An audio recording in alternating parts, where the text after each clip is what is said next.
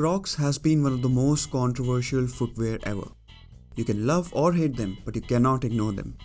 And much like their popularity, the company itself has had a rocky history, full of ups and downs in its popularity and the stock price itself. So this video is all you need to know about this weird shoe-cum-sandals company that went from being a multi-billion-dollar business to the verge of bankruptcy and is rising again from the ashes to take over the world. This is Crocs. Let's start.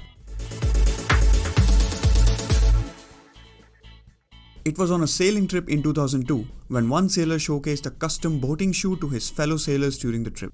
While they agreed that this is not the best looking shoe out there, it works perfectly for a boating trip as it did work equally good at land and sea. This was the idea they needed. And soon after their trip ended, the three men registered the company we know as Crocs, inspired by crocodiles who can live on land and sea. After a few months, in the same year, they debuted the clog, the headliner shoe till date for the company.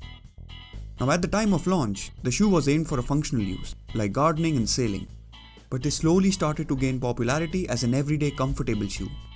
Crocs were made from a proprietary molding technology which made it perfect indoor-outdoor functional footwear. And since these were easier to make as compared to other sneakers, Crocs were readily available across retail outlets. All this meant that in a span of 3 years after selling their first ever shoe, Crocs sold over 4 million pairs in 2015. Which led to more than $75 million in revenue.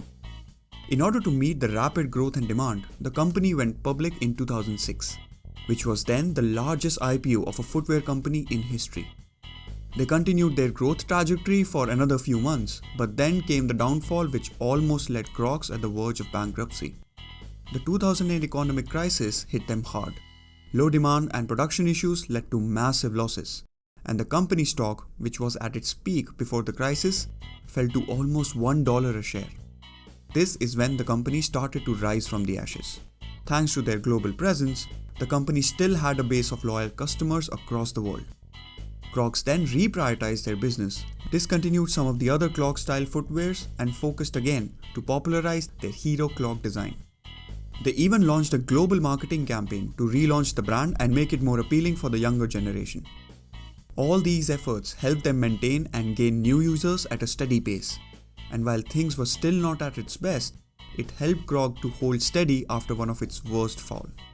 And then came the pandemic, which almost was like a rocket catalyst for Crocs. Since people were looking for something comfortable to wear at home and something that could work for a short stroll outside, Crocs came out to be at top. Clogs, their headliner, already had an image of being the comfortable indoor-outdoor shoe. And that helped garner a lot of interest during the early days of the pandemic.